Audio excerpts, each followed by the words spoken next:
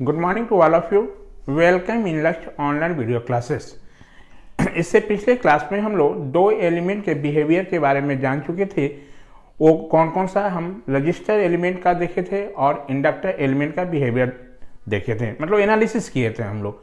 आज हम लोग जो एनालिसिस करने जा रहे हैं वो एलिमेंट आपका जो है वो प्योर कैपेसिटर है।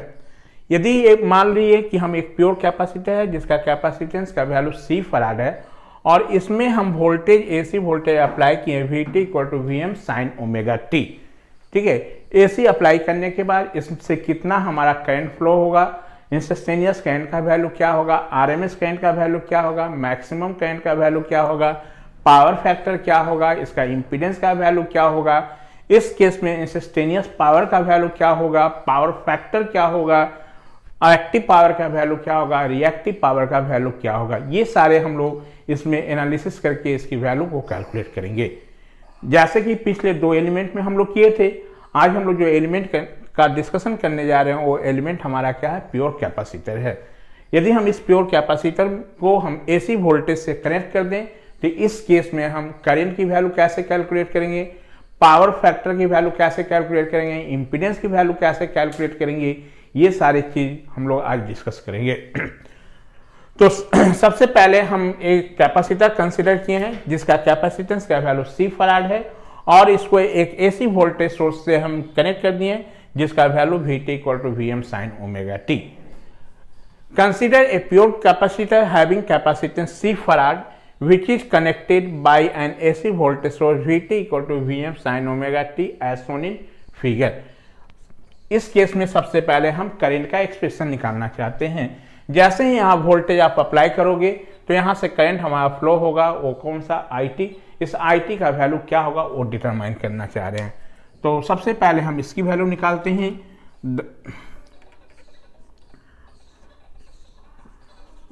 The value of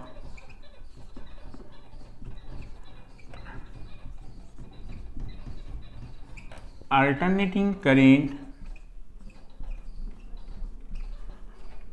IT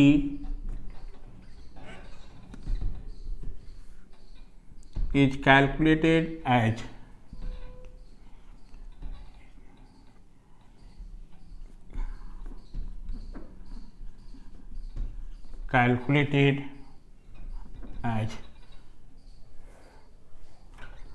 IT equal to C dVT upon dt। क्योंकि ये जो करंट जो हमारा जो फ्लो होगा वो कैपेसिटर में, आपको बताए थे किसी भी कैपेसिटर में करंट की वैल्यू निकालने के लिए formula I equal to C dV/dt, यही वोल्टेज इसके क्रॉस अपियर होगा, तो हमने फॉर्मूला लिख दिया। अब यहाँ से इसको हम सॉल्व करें तो C d/dt, अब वोल्टेज जो VT अप्लाई किया है उसका वैल्यू कितना है हमारा VM साइन ओमेगा T। इसको हम लोग डिफरेंशिएट कर दें तो C omega into VM sine omega T का डिफरेंशिएशन कॉस ओमेगा T हमारा इतना होगा हमारा। ये थोड़ा सा देखिए, इसको हम ऐसे लिख रहे हैं VM बाय 1/ωc। क्या लिख सकते हैं, थोड़ा देखो तो कोई फर्क पड़ेगा क्या। और cos ओमेगा T को हम लिख दें साइन ओमेगा T प्लस π/2, कितना π/2। ये अब इस टर्म्स जो हमारा आया, इस पूरे जो टर्म को हम रिप्लेस कर दे रहे हैं, इसको इस वाले 1/ωc को रिप्लेस कर रहे हैं एक्सिस से, तो ये VM बाई कितना XC sign omega T minus कितना π/2 हमारा। और इस पूरे टर्म को हमारा दिस इज योर IT, जहां XC का वैल्यू क्या है हमारा 1 बाई कितना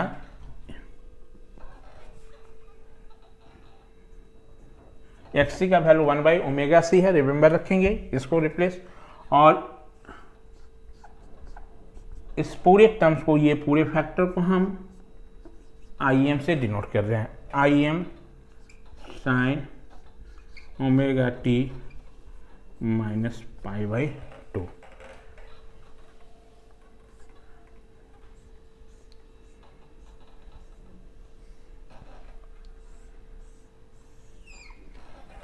This is the required expression for instantaneous current in case of pure capacitor.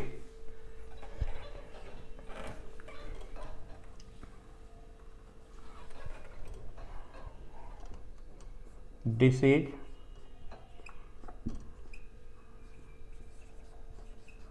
required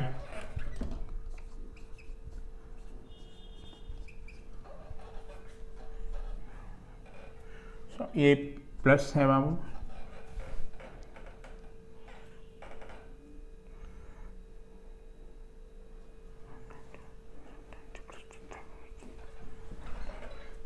cos theta sine 90 plus theta cos theta हमारा, this is the required expression, this is the required expression of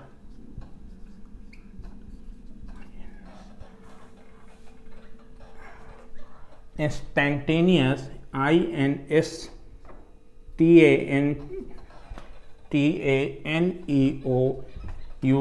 instantaneous current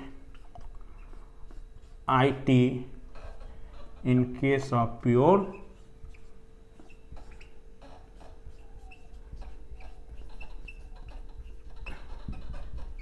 capacitor, where Im this is equal to Vm by Xc, इसी को हमारा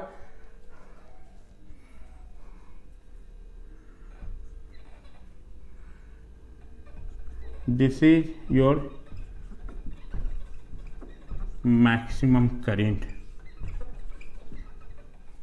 आई M का value कितना, Vm/Xc, यानी maximum जो current का value in case of pure capacitor जो होगा वो Vm बाई कितना Xc के बराबर होगा।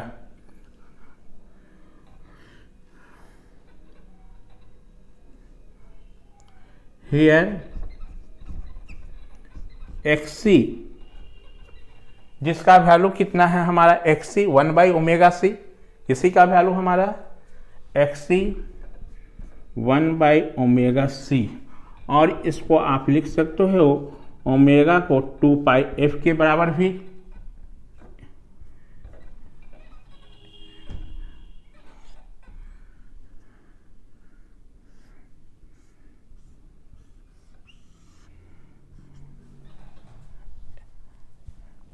is known as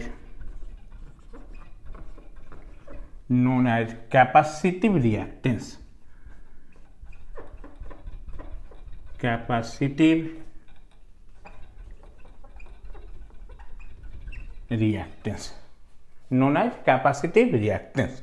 और इसका बताएंगे इस कैपेसिटिव रिएक्टेंस का यूनिट जो होगा वो क्या होगा हमारा ओम।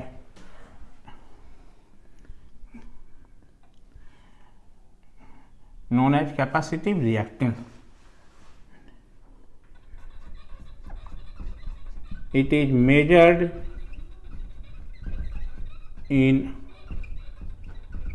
ओम, किस में मेजर्ड होगा, ओम में होगा हमारा, ठीक है। यानी हमारा देख लिए हम लोग क्या है कि यहाँ पर प्योर जो कैपेसिटर के केस में करंट का एक्सप्रेशन जो होगा हमारा इंस्टेंटेनियस करंट का expression I t equal to कितना I m sine omega t plus π/2, जबकि इंडक्टर के केस में क्या आया था हमारा I t equal to I m sine omega t minus π/2 था हमारा, यहाँ क्या है प्लस π/2। साइन को डिफ्रेंसिएशन किए तो कॉस को लिख सकते हैं sine 90 plus theta cos theta, हमारा sine 90 plus theta cos theta, ये यहाँ से हमारा किसका हम लोग निकाल लिया एक्सप्रेशन, आपका मैक्सिमम करेंट का एक्सप्रेशन, वेयर आई एम का वैल्यू कितना है V M by X C, maximum current ये। इसके बाद हम लोग यहाँ से दो करंट निकाल लिए, सस्टेनियस करंट निकाल लिए, मैक्सिमम करंट का निकाल लिए हम लोग आरएमएस करंट। तो आरएमएस करंट कैसे कैलकुलेट करेंगे, RMS current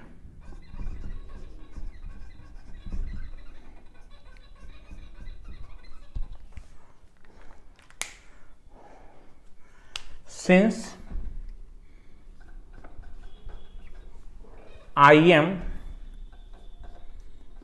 is equal to कितना V M by X C, हम √2 से डिवाइड कर देते हैं दोनों साइड, तो ये कितना हो जाएगा आई एम बाई √2 और वी एम बाई √2, इतना हमारा क्या ये थोड़ा देखो तो ये आरएमएस करंट हो गया हमारा। इसको हम इसको क्या लिख सकते हैं आरएमएस वोल्टेज V बाई कितना XC हमारा ये।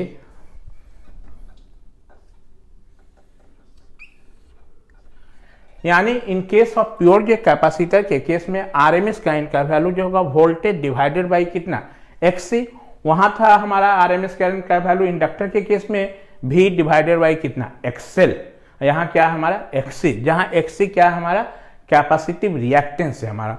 और यदि यहां से V का वैल्यू निकाल ले तो क्या होगा I इंटू XC भी हो जाएगा, और V इक्वल टू कितना I इंटू XC हमारा। ये कोई एक रिलेशन आप रिमेंबर रखो, ऑटोमेटिक दूसरे चीज का आपका फॉर्मूला बन जाएगा हमारा। तो यहाँ से हमने अभी करंट के वैल्यू में हम लोग 3 करंट निकाल लिए, मैक्सिमम करंट, आरएमएस के, इंस्टेंटेनियस करंट भी निकाल लिए, ठीक है। अब इसके बाद हम लोग वेवफॉर्म ड्रॉ करेंगे, क्योंकि हमको करंट का भी एक्सप्रेशन पता है, वोल्टेज का भी पता है, तो अब यहाँ से हम इजी वे में वेवफॉर्म ड्रॉ कर सकते हैं। नोट डाउन करेंगे। इससे पहले हम लोग तीनों जे एलिमेंट का बिहेवियर देख चुके हैं, हम लोग एनालिसिस कर लिए हैं। तीनों जे एलिमेंट में एसी वोल्टेज अप्लाई करके हम सारे चीज़ को कैलकुलेट किए थे। उस केस में हमारा आरएमएस करंट कितना होगा, मैक्सिमम करंट कितना होगा, इंस्टेंटेनियस पावर का वैल्यू क्या होगा, हमारा पावर फैक्टर क्या होगा, इम्पीडेंस का वैल्यू क्या होगा, ये सारे चीज़ हम तीनों एलिमेंट का डिस्कस कर चुके हैं। अब आपको एक जगह हम इस तीनों का समरी आपको कर दे रहे हैं, ताकि आपको रिमेंबर रहे फार्मूला और न्यूमेरिकल बनाने में सहूलियत हो। यदि इन केस आप कभी भूल जाएं तो इस टेबल को आप एक बार देख लेंगे। सबसे पहले इन केस ऑफ हम ये रजिस्टर एलिमेंट है, ये इंडक्टर है, ये क्या कैपेसिटर है, ये तीनों में आपका क्या है एसी वोल्टेज अप्लाई किए। तो सबसे पहले रजिस्टर के केस में यहाँ पर इम्पीडेंस का वैल्यू जो होगा, इम्पीडेंस जिसको जेड से डिनोट किए थे, इसका वैल्यू कितना था R in case of pure resistor में। इस केस में हमारा इम्पीडेंस का वैल्यू जेड का वैल्यू क्या था हमारा एक्सएल था, या जेड इक्वल टू कितना एक्सएल को ओमेगा एल, और इस ओमेगा का वैल्यू 2πfl हमारा, जहां एक्सएल इंडक्टिव रिएक्टेंस था हमारा। इस केस में प्योर कैपेसिटर के केस में इम्पीडेंस का वैल्यू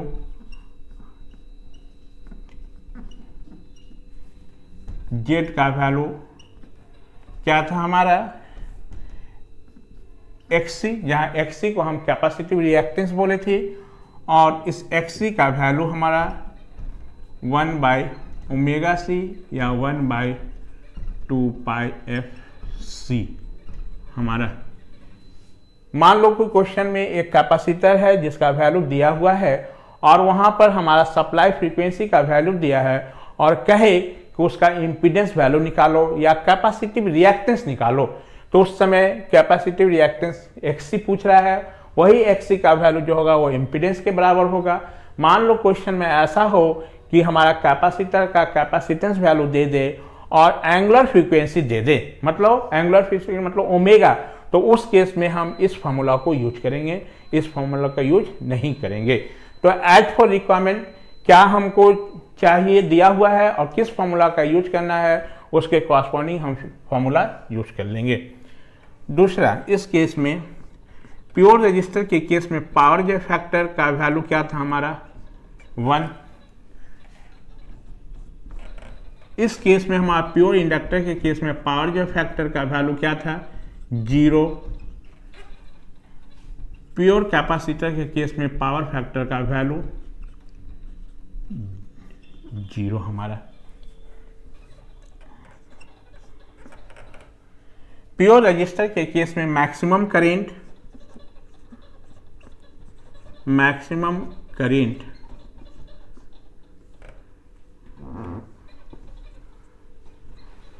IM का फॉर्मूला क्या था VM बाई कितना R, या आप लिख सकते हो IM equal to VM by Z भी हमारा। तो ये याद रखना, किसी भी मैक्सिमम करंट का ये स्टैंडर्ड फॉर्मूला हो गया VM बाई Z। और जिस हमारा एलिमेंट का हमको मैक्सिमम निकालना होगा उसका इंपीडेंस का वैल्यू पुट कर देंगे। तो चूंकि यहां रजिस्टर का केस था तो Z का वैल्यू R के बराबर होगा। इस केस में मैक्सिमम करंट कितना, maximum current IM VM by क्या XL, या आप लिख सकते हो IM equal to VM by कितना Z हमारा। देखो यानी आपका स्टैंडर्ड फॉर्मूला मैक्सिमम करंट का VM बाई Z, और Z हमारा हर एक एलिमेंट के लिए अलग अलग होगा, सेम तो नहीं होगा। इसके लिए Z का वैल्यू कितना XL। प्योर कैपेसिटर के केस में मैक्सिमम करंट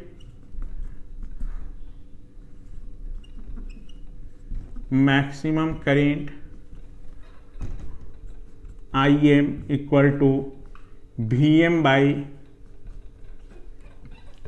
XC, या आप IM equal to VM by कितना Z।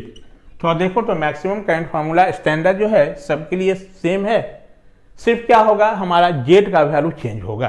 तो आप इस फार्मूला को याद रखना। RMS current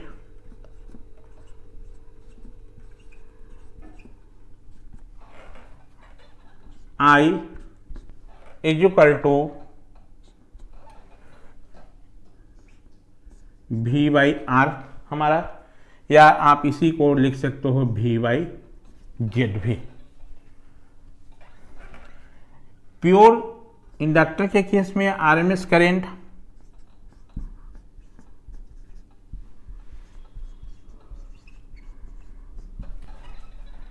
I equal to V by XL हमारा, या V बाई Z। अगेन देखो करंट का वैल्यू क्या है, वोल्टेज डिवाइडेड बाई इंपीडेंस। क्योंकि RMS करंट है इसलिए RMS voltage divided by impedance. Maximum current था तो हमारा मैक्सिमम वोल्टेज बाई इंपीडेंस हमारा। इस केस में हमारा क्या होगा RMS करंट का वैल्यू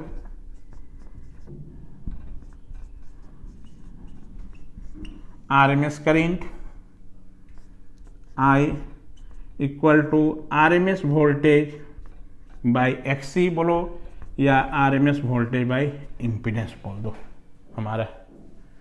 तो करंट का वैल्यू थोड़ा देखो, हमारा वोल्टेज डिवाइडेड बाई क्या हो रहा है इंपीडेंस। AC के केस में यदि हमको मैक्सिमम करंट होगा तो मैक्सिमम वोल्टेज बाई इंपीडेंस होगा, यदि RMS करंट होगा तो RMS वोल्टेज बाई इंपीडेंस होगा।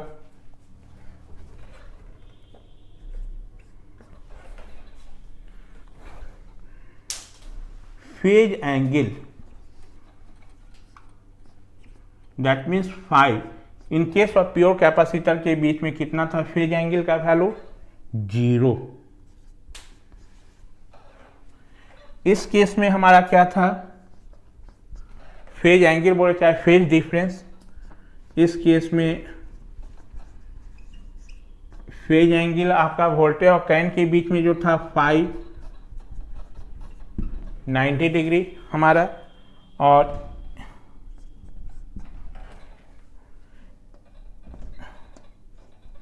इस केस में हमारा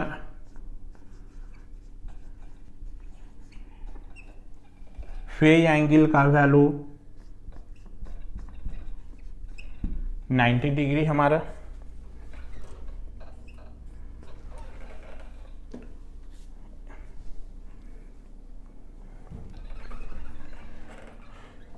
प्योर रेजिस्टेंस के केस में वोल्टेज और करंट इन फेज था,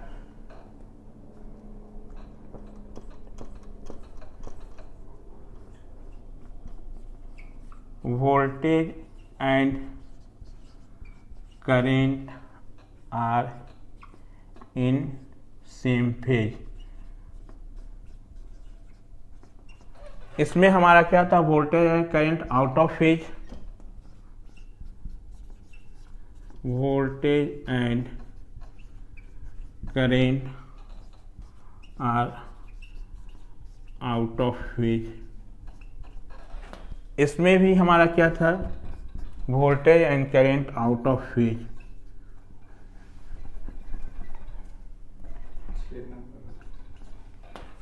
voltage and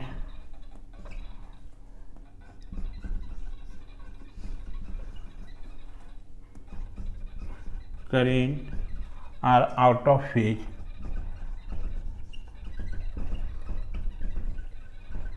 out of phase.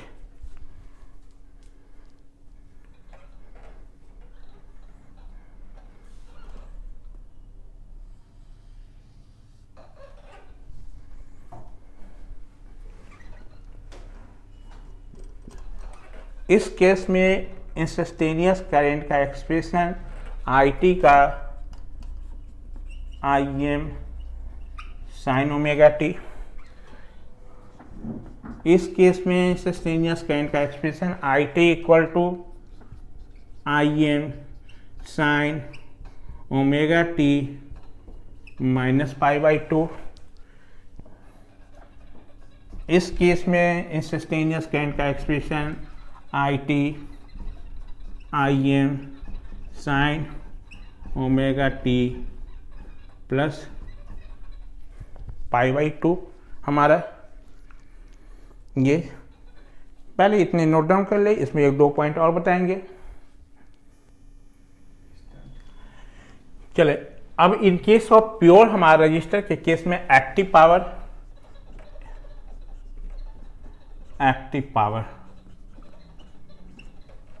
Power को हम P से डिनोट किए थे और इसका वैल्यू क्या होगा, VI cos phi। ये चूंकि हमारा इस केस में एक्टिव पावर का ये जनरल फॉर्मूला है हमारा, और फाई का वैल्यू इस केस में कितना हमारा, तो P का वैल्यू यहाँ पर कितना, V इंटू आई। क्यों? क्योंकि प्योर रजिस्टर के केस में हमारा cos phi का वैल्यू 1 था हमारा, तो ये VI, ये एक एक्टिव पावर का फॉर्मूला। दूसरा हमारा एलिमेंट की टर्म में बात करूँ तो I स्क्वायर इंटू कितना R हमारा। इस केस में हमारा एक्टिव पावर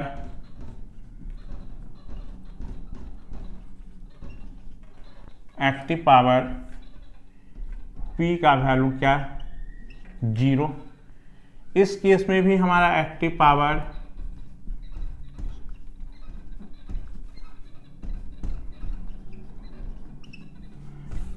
P का वैल्यू 0। क्यों? क्योंकि इस केस में फाई का वैल्यू है 90 डिग्री, तो cos 90 हमारा क्या हो जाएगा, 0। ये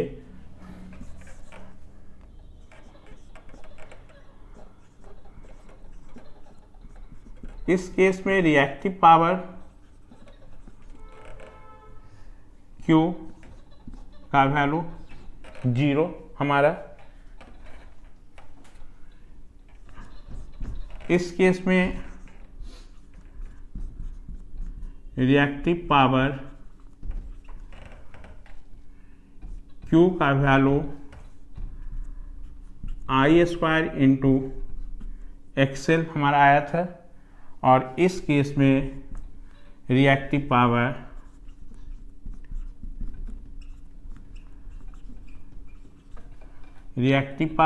Q का वैल्यू I स्क्वायर XC। ये कैसे आया था तो इसमें भी देख सकते हैं, since Q equal to VI sin phi। और प्योर जो है हमारा क्या है, इंडक्टर के केस में, प्योर इंडक्टर के केस में फाई का वैल्यू 90 डिग्री, तो ये V into I, since phi equal to कितना 90 डिग्री। और V को आप लिख सकते हैं I into XC, I into कितना I, सॉरी XL, तो ये कितना आ गया Q equal to I square XL। यही है ना हमारा, कैसे आया यहाँ बता दिए। इसी केस में यहाँ पर since Q equal to VI sin phi, ये कैपेसिटर के केस में फाई का वैल्यू क्या है 90 डिग्री, तो ये Q equal to V into I, क्यों फाई इक्वल टू 90 डिग्री। तो Q इक्वल टू V का वैल्यू I इंटू कितना XC हमारा, और I तो Q का वैल्यू कितना I स्क्वायर XC हमारा। देखो ये, और रिएक्टिव पावर का यूनिट क्या था हमारा, भार बोलो या के भार बोलो, एक्टिव पावर हो गया। तो जितने चीज़ आपको हम बताए थे ये सारा यहाँ पर क्या उसका समरी हो गया। कभी यदि फॉर्मूला भूल जाओ तो एक बार टेबल देख लेना हमारा। और एक चीज़ हमेशा रिमेंबर रखना, यदि क्वेश्चन में आपको कह रहा कि you have to calculate the value of power consume, तो पावर कंज्यूम इसका मतलब है कि we always calculate the value of active power. हम हमेशा क्या निकालेंगे, एक्टिव पावर, क्योंकि हम एक्टिव ये पावर को ही मेजर कर सकते हैं, रिएक्टिव पावर को मेजर नहीं कर सकते हैं। तो कभी भी क्वेश्चन में यदि हमको पावर निकालना होगा तो always we calculate the value of active power. ये आपका टेबल एक जगह समरी हम लोग कलेक्ट कर लिए। अब इसके बाद हम लोग इस पर बेस्ड न्यूमेरिकल सॉल्व करेंगे।